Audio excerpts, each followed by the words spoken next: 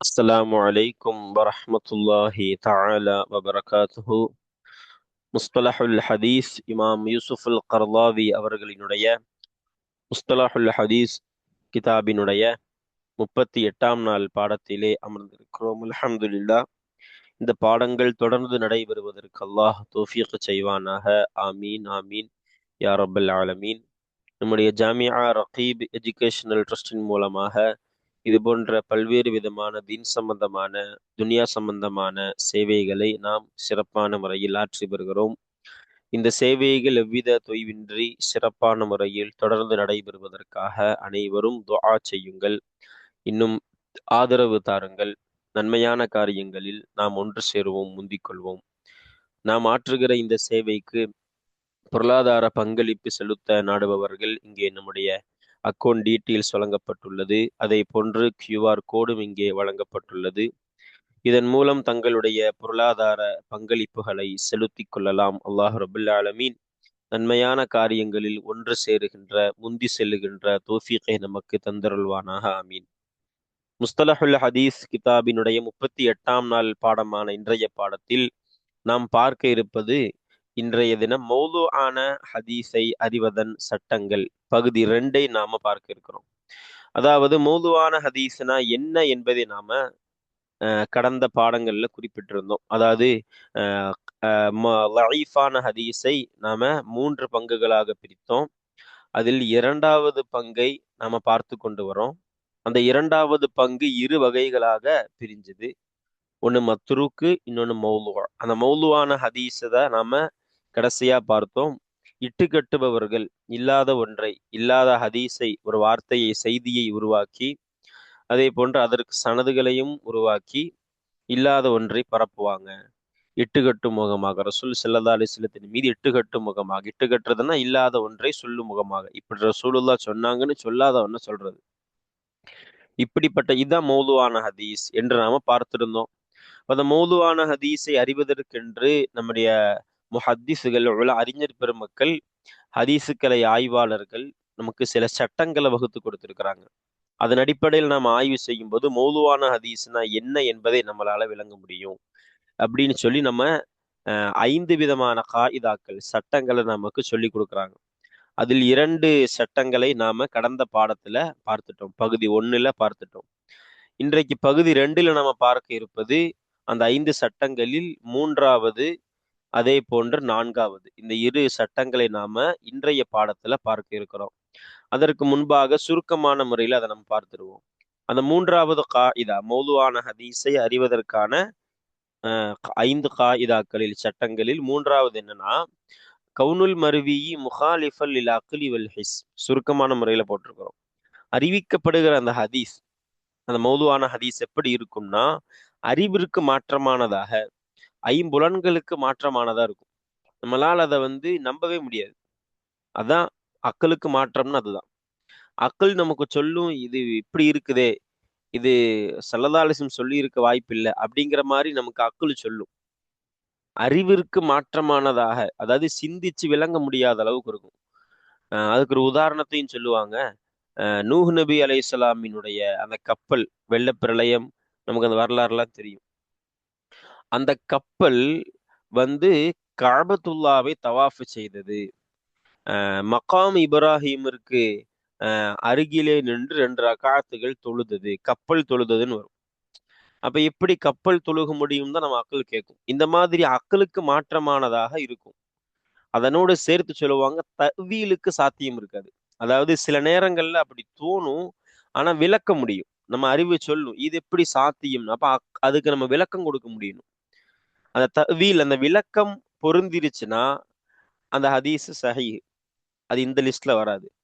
அறிவிற்கும் மாற்றமாயிருந்து விளக்கம் சொல்லவும் முடியாம இருக்குது அப்படின்னா அது மௌதுவான ஹதீஸ் என்பதற்கான, அதை அறிவதற்கான சட்டமாக நமக்கு சொல்லித்தராங்க. இப்ப கப்பல் தொழுகுது என்பதை நம்மளால விளக்க முடியாது. கப்பல் எப்படி தொழுக முடியும்? மகாம் இப்ராஹிமுக்கு அருகில கப்பல் எப்படி தொழுக முடியும்? இதெல்லாம் நமக்கு அக்கள் ஏத்துக்காது, விளக்கமும் சொல்ல முடியாது. இப்படிப்பட்ட வைகள் மௌதுவான ஹதீஸ். இதுதான் மௌதுவான ஹதீஸை அறிவதற்குரிய 5 காயிதாக்களில் 3வதாக நமக்கு சொல்லித்தராங்க முசன்னிஃப் அவர்கள். அதே போன்று அந்த 4வது காயிதா என்ன, அதைத்தான் நம்ம 2வது விஷயமா இன்றைய பாடத்துல பார்ப்போம். அது என்னன்னா, ஃபில் மர்வி வஅதுன் வ வஈதுன் லி அம்ரின் ஸகீரின், சுருக்கமான முறையில போட்டிருக்கோம். அந்த ஹதீஸ் எப்படி இருக்கும்னா, சாதாரண ஒரு சுன்னத்தான, அதாவது மிகச்சிறிய ஒரு சுன்னத்தான ஒரு காரியத்துக்கு பெரிய சவாபா இருக்கும். 1000 ஹூருல் இன்களோடு சொர்க்கத்திலே நிரந்தரமாக இருப்பார்னு சின்ன ஒரு சுன்னத்தான ஒரு காரியத்துக்கு பெரிய சவாபு. அதே போல ஒரு சிறிய ஒரு பாவம் மக்ரூஹ் செய்திருப்பார், சின்ன ஒரு மக்ரூஹுக்கு பெரிய தண்டனை. அது இப்படி இது மாதிரி நம்மளால ஒத்துக்கொள்ள முடியாத மாதிரி இருக்கும். சின்ன ஒரு சுன்னத்தான சின்ன ஒரு நல்ல காரியத்துக்கு பெரிய பெரிய நன்மை. அதே போல சிறிய ஒரு பாவம் மக்ரூஹ், பாவம் கூட இல்ல, மக்ரூஹான செயலுக்கு பெரிய தண்டனை, நரகத்தில் நிரந்தரமாக இருப்பார் அப்படிங்கிற மாதிரி. இந்த மாதிரியான அர்த்தங்களை கொண்டு வரக்கூடிய ஹதீஸுகள் அதுவும் மௌதுவானதாக இருக்கும். அப்ப மௌதுவான ஹதீஸை அறிவதற்குரியதான சட்டங்கள் தான் இது. இப்படி வந்தாலே மௌதுவான ஹதீஸை நம்ம உறுதி எடுத்துட முடியாது. முஹத்திஸுகள் சொல்லி தருவாங்க நமக்கு. ஹதீஸுக்களை ஆய்வாளர்கள், அறிஞர்கள், இது மௌதுவான ஹதீஸ் இன்ன காரணம்னு. அந்த காரணங்களை தான் நமக்கு சொல்லிக் கொடுக்குறாங்க. அவர்களுடைய ஆய்வின் அடிப்படையில தான் நம்ம அதை விளங்கிக் கொள்ள முடியும். அப்படி மௌதுவான ஹதீஸிற்குரிய 5 சட்டங்களில் இன்றைக்கு நாம பார்க்க இருப்பது 2 சட்டங்கள். 3வது அதை போன்று 4வது சட்டங்களை நாம பார்க்க இருக்கிறோம். அதைத்தான் நாம இங்க சுருக்கமான முறையில பார்த்திருக்கிறோம். இனி வாங்க நம்ம கிதாபுக்கு உள்ள போய் இதை பற்றி விரிவாக உதாரணத்தோடு, இந்த மௌதுவை செய்தவங்க யாரு, அவர்களை குறித்து இமாம்கள் கருத்துகள் என்ன என்பது பற்றிய ஒரு விரிவான ஒரு விளக்கத்தை நமக்கு முஸன்னிஃப் கிதாபுல சொல்லி கொடுக்குறாங்க. வாங்க நம்ம கிதாபுக்குள்ள போய் அந்த விஷயங்களை நாம தெரிந்து கொள்ளலாம் இன்ஷா அல்லாஹு தஆலா. பிஸ்மில்லாஹிர் ரஹ்மானிர் ரஹீம். அல் காயிதத்து ஸாலிஸா, 3வது சட்டம். அப்ப எதிலிருந்து 3வது சட்டம்? லஈஃபான ஹதீஸை அறிவதற்கு உரிய 5 சட்டங்கள். 5 சட்டங்கள்ல முதலாவதையும் அதே போன்று 2வது சட்டத்தையும் நாம கடந்த பாடத்துல பார்த்துட்டோம் அல்ஹம்துலில்லாஹ். இன்றைய பாடத்துல நம்ம தொடங்க இருப்பது அதனுடைய 3வது சட்டம். மௌதுவான ஹதீஸை அறிவதற்குரிய 5 சட்டங்களில் 3வதை நாம இன்றைக்கு தொடங்க இருக்கிறோம். பாருங்க, ஐயகூனல் மர்வியு. அப்ப 3வது சட்டமாகிறது ஐயகூனல் மர்வியு, அறிவிக்கப்படுகின்ற ஹதீஸ் ஆகுவதாகும். மர்வியுன்னு என்னது, மர்வூயுன்னு இருக்கும். அது சர்ஃபினுடைய சட்டம். ஒரே கலிமால வாவு யாவும் சந்திச்சு அதில் முதல் எழுத்து சுக்குன் பெற்றிருந்தால் வாவை யாவாக்குவோம். அப்படி மர்வூயுங்கிறது மர்வியுன்னு மாறிடுச்சு.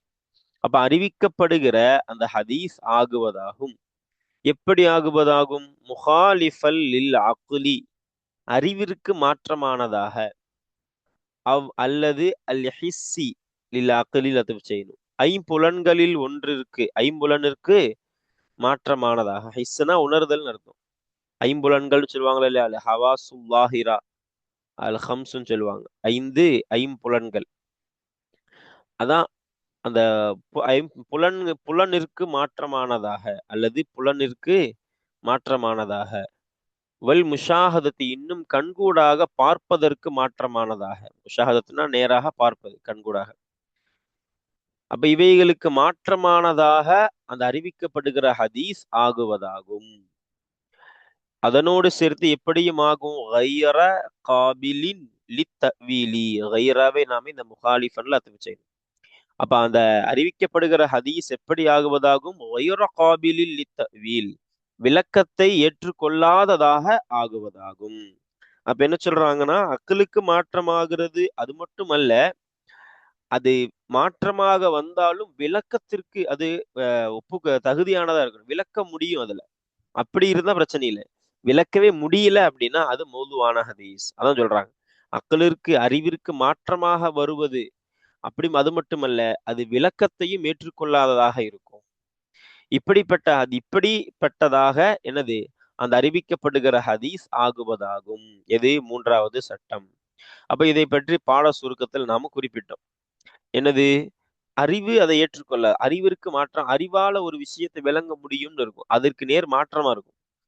அப்படிப்பட்டதாக இருக்கும். அதனோடு சேர்த்து விளக்கவும் முடியாதது.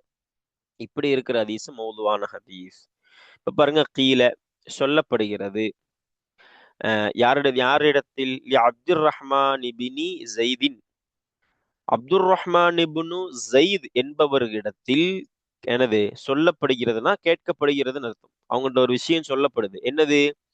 ஹத்தசக அபூக அன் ஜத்திக்க. அப்துர் ரஹ்மான் அப்படிங்கிறவரு, அவருடைய தந்தை பேரு ஜெயிது, ஜெயிதுடைய தந்தை பேரு அஸ்லம். அது கீழே சொல்லுவாங்க நமக்கு. இவங்க ஒரு ஒரு குடும்பம். அப்துர் ரஹ்மான், அவருடைய தந்தை பேரு ஜெயிது, அவருடைய தந்தை பேர் அஸ்லம். அப்படிப்பட்ட அந்த அப்துர் ரஹ்மான் அவர்களிடத்துல சொல்லப்படுது. என்ன சொல்லப்படுதுன்னா, ஹத்தசக்க உங்களுக்கு அறிவித்தார், அபூக்க உங்களுடைய தந்தை. யாரு? ஜெயிது. உங்களுடைய தந்தையான ஜெயிது உங்களுக்கு அறிவித்தார். உங்கள் தந்தை யாரை தொட்டும் அறிவித்தார்? அன் ஜத்திக்க உங்களுடைய பாட்டனாரை தொட்டும், தாத்தாவை தொட்டும். அப்படின்னா ஜத்துனா யாரு? அஸ்லம் கீழே சொல்லுவாங்க. அந்த உங்களுடைய ஜத்து பாட்டனார் என்ன அறிவித்தார்னா, அன்ன ரசூல் அல்லாஹி ஸல்லல்லாஹு அலைஹி வஸல்லம், அதாவது என்ன அறிவித்தார்கள் அப்படின்னா, அன்ன ரசூல் அல்லாஹி ஸல்லல்லாஹு அலைஹி வஸல்லம், அல்லாஹுடைய தூதராம் ஸல்லல்லாஹு அலைஹி வஸல்லம் அவர்கள் ஆகிறவர்கள், நிச்சயமாக ரசூல் ஸல்லல்லாஹு அலைஹி வஸல்லம் ஆகிறவர்கள் கால சொன்னார்கள். பின்வரக்கூடிய ஹதீஸ். இந்த ஹதீஸை சொன்னதாக உங்களுக்கு உங்க தந்தைக்கு அவருடைய தந்தை அஸ்லம் என்பவர் அறிவித்தார் அப்படின்னு சொல்லப்படுது அவர்கிட்ட. அது என்ன? ஸல்லல்லாஹு அலைஹி வஸல்லம் சொன்ன வார்த்தை, சஃபீனத்து நூஹின், நூஹ் அலைஹிஸ்ஸலாம் அன்னவர்களினுடைய கப்பலாகிறது, துவாஃபத்து அது வலம் வந்தது, சுற்றியது, பில் பைத்தி அந்த பைத்தை கொண்டுனா எது? அல் பைத்னா கஅபத்துல்லாஹ்வை கொண்டு சுற்றியது. அப்ப கஅபாவை சுற்றியது. வஸ்வல்லத்து இன்னும் அது தொழுதது. எது? சொல்லத்துடைய ஃபாயிலு இந்த சஃபீனா கப்பல். அந்த நூஹு நபி அலைஹிஸ்ஸலாமினுடைய அந்த கப்பல் என்னது? தொழுதது. ஹல்ஃபல் மகாம். அல் மகாம்னா மகாம் இப்ராஹிம். மகாம் இப்ராஹிம்னா என்னது? இப்ராஹிம் அலைஹிஸ்ஸலாத்து வஸ்ஸலாம் அவருடைய பாதம் பதிந்த அந்த இடம் நமக்கு தெரியும். காபாவை அது பக்கத்துல இருக்கும். அப்ப அல் மகாம்னா மகாம் இப்ராஹிமிற்கு பின்னால் அந்த கப்பல் தொழுதது ரகாத்தைனி, 2 ரகாத்துகளை தொழுதது என்று ரசூல் ஸல்லல்லாஹு அலைஹி வஸல்லம் சொன்னதாக உங்களுடைய பாட்டனாரை தொட்டும் உங்களுடைய தந்தை உங்களுக்கு அறிவித்தார் என்று அப்துர் ரஹ்மான் இப்னு ஜெயித் அவர்களிடத்திலே கேட்கப்பட்டது. அப்ப இப்படி அறிவிச்சாங்களா உங்க தந்தை உங்கள்கிட்டயும், உங்க தந்தைக்கு உங்க தந்தையுடைய தந்தையும் இப்படிப்பட்ட ஹதீஸை அறிவிச்சிருக்கிறாங்களான்னு கேட்கப்பட்டது. அப்போ கால அவரு சொல்றாரு. யாரு? அந்த அப்துர் ரஹ்மான் அவரு சொல்றாரு, நஅம் ஆம் அப்படிங்கிறாரு. ஆமா, எனக்கு என் தந்தை அறிவிச்சாங்க, எங்க தந்தைக்கு அவங்க தந்தை அறிவிச்சாங்க இந்த மாதிரி ஹதீஸ அப்படின்னு சொல்றாங்க. வாலிஉ ஹாதல் ஹபரி, இந்த செய்தியை இட்டுக்கட்டக்கூடியவராகிறவர் Abdur Rahman Ibnu Zaid ibn Aslam. யாரு? அஸ்லம் என்பவரின் மகனான ஜெயித் என்பவரின் மகனான அப்துர் ரஹ்மான். இவர்தான் இந்த செய்தியை இட்டுக்கட்டக்கூடியவராக இருக்கின்றார். இந்த செய்தி இட்டுக்கட்டக்கூடியவராகிறவர் அப்துர் ரஹ்மானாக இருக்கிறார். அவர் எப்படிப்பட்டவர்? மஷ்ஹூருன் அறியப்பட்டவர், பிரபலமானவராக இருக்கின்றார். பிகிஸ்பிஹி அவர் பொய் சொல்கிறார் என்பது கொண்டு, அவருடைய பொய்யை கொண்டும், வஃப்திராஇஹி அவருடைய இட்டுக்கட்டுதலை கொண்டும். வஃப்திராஇஹி இஃப்திரான்னு என்னது? இல்லாத ஒன்றை சொல்வது, அதான் இஃப்திரா. அப்ப அவருடைய பொய்யை கொண்டும் இன்னும் அவருடைய இட்டுக்கட்டுதலை கொண்டும் பிரபலமானவராக இருக்கிறார். யாரு? இந்த அப்துர் ரஹ்மான். அப்ப இவர் அதிகமா பொய் சொல்பவர், அதே போல அதிகமாக இட்டுக்கட்டுறவர் அப்படின்னு பிரபலம்.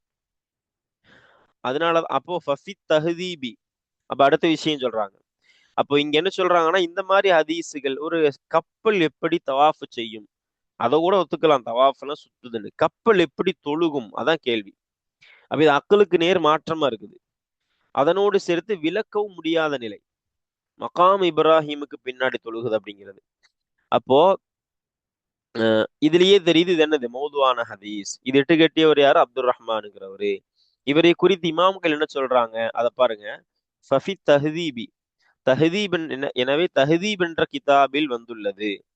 நக்லன் அனில் இமாமி ஷாஃபிஇ, இமாம் ஷாஃபிஇ ரஹ்மஹுல்லா அவர்களை தொட்டும் அறிவிக்கப்பட்ட நிலையில். நக்ல்னா அறிவிக்குதல். அப்ப இமாம் ஷாஃபி ரஹமத்துல்லா அலி அவர்கள் சொன்னதாக தஹதீப் என்ற கிதாபில வருகின்றது. என்ன வருகின்றது? என்ன செய்தி வருகின்றது? இந்த செய்தி பாருங்க. தக்கர ரஜுலுன், ஒரு நபர் சொன்னார். யாரிடத்தில்? லி மாலிக்கின், மாலிக் ரஹமஹுல்லா இடத்தில், இமாம் மாலிக் ரஹமஹுல்லா அவர்களிடத்துல ஒரு நபரு சொன்னார். எதை? ஹதீசன் முத்தகத்தா, முத்தகத்தான ஹதீஸ், முத்தகத்தான துண்டிக்கப்பட்டு வருகிற ஹதீஸை குறித்து மாலிக் இமாம் ரஹமஹுல்லா இடத்துல ஒரு நபர் பேசினார், சொன்னார். அப்ப கேக்குறாங்க, அந்த துண்டிக்கப்பட்ட ஹதீஸ்னா என்ன, அது எப்படி என்னன்னு விசாரிக்கிறாங்க மாலிக் ரஹமத்துல்லா அலைஹிட்ட. அப்பதான் ஃபகால, அப்பொழுது உடனே இமாம் மாலிக் ரஹமத்துல்லா அலி அவர்கள் சொன்னார்கள், வதுஹப், நீங்க செல்லுங்க, போங்க, இல்ல Abdur Rahman Ibni Zaid, Abdur Rahman Ibnu Zaid அவர்களிடத்திலே, அவர்களின் பக்கமாக நீங்கள் செல்லுங்கள். யு ஹத்திசுக்க, உங்களுக்கு அவர் சென்றால், யு ஹத்திஸ்க, அம்ருடைய ஜவாப், அப்படி நீங்கள் சென்றால் உங்களுக்கு அவர் அறிவித்துக் கொடுப்பார், அன் நபீஹி, அவருடைய தந்தையை தொட்டும் உங்களுக்கு அறிவித்துக் கொடுப்பார், அன் நூஹி, நூஹ் நபி அலைஹிஸ்ஸலாத்தை குறித்து அறிவித்துக் கொடுப்பார்.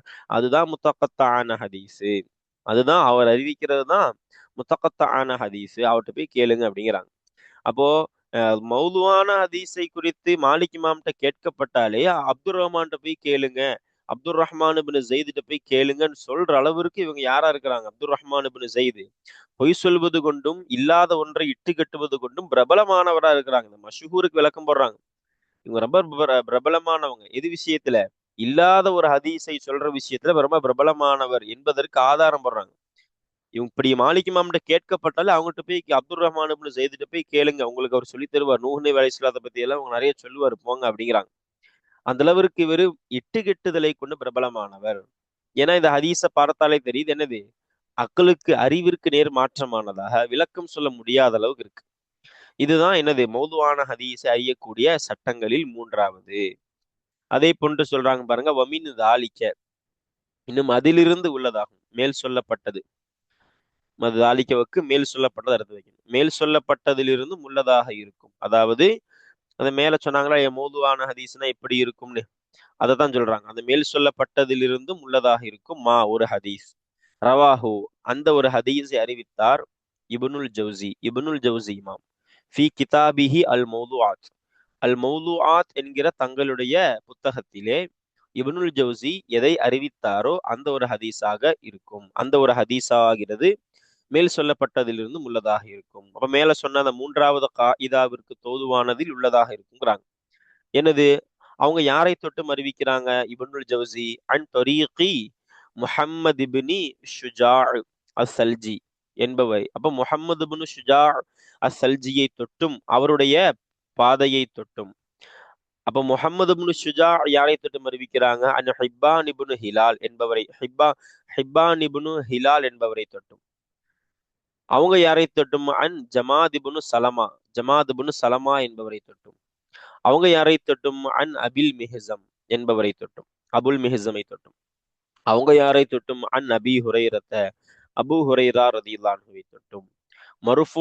மருஃபூஆன நிலையில், மருஃபூ என்பது ஒரு ஹதீஸினுடைய ஒரு தரம். மருஃபூஆன என்னது? அதாவது மருஃபூஅன் இலன் நபியி ஸல்லல்லாஹு அலைஹி வஸல்லம், அதான் அர்த்தம் வைப்பாங்க. நபி ஸல்லல்லாஹு அலைஹி வஸல்லத்தின் பக்கம் அது உயர்த்தப்பட்டதான நிலையில் அவங்களோடு சேர்ந்து இருக்குது அப்படின்னு. அதை பற்றி விளக்கங்கள் பின்னாடி வரும்.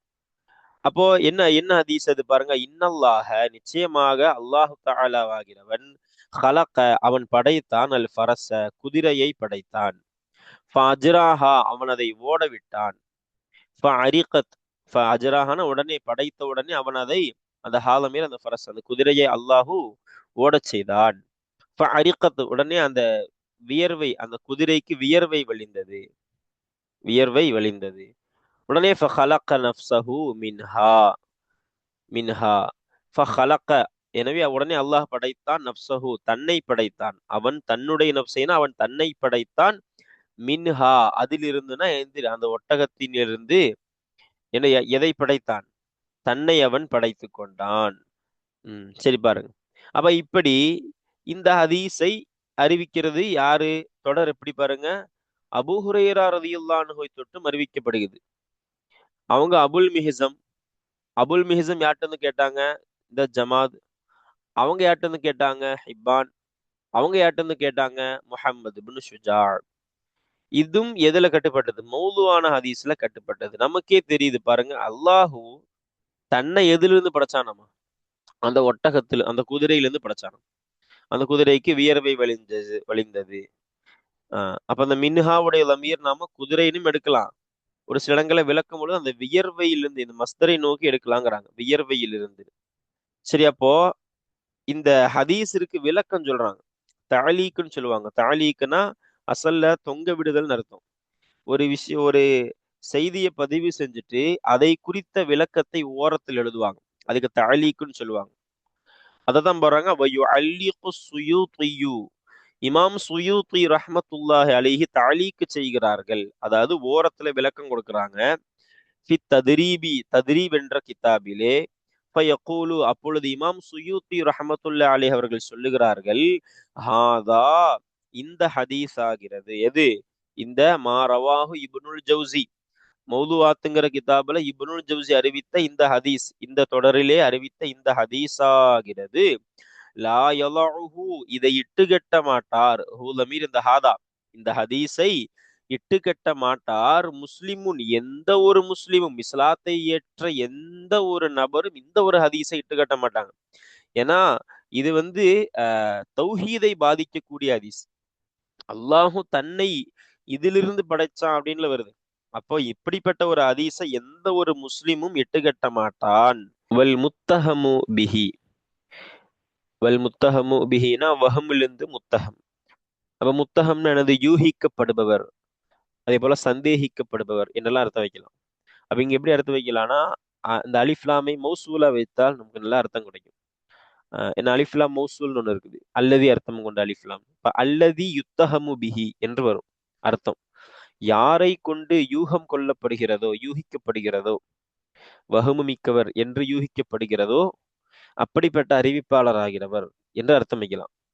அல்லது எப்படி வைக்கலாம், அலிஃப்லாம மௌசூலா வைக்காம வச்சா அல் முத்தஹமு பிஹினா, இந்த ஹதீஸை கொண்டு, அதாவது ஹதீஸினுடைய சனதை கொண்டு, இந்த ஹதீஸை கொண்டு யூகிக்கப்படுபவர், யூகிக்கப்படுகின்ற வஹமு உள்ளவராக கருதப்படுகின்ற அறிவிப்பாளர் ஆகிறவர் முஹம்மது புனு ஷுஜாஇன், முஹம்மது புனு ஷுஜா ஆக இருக்கின்றார்.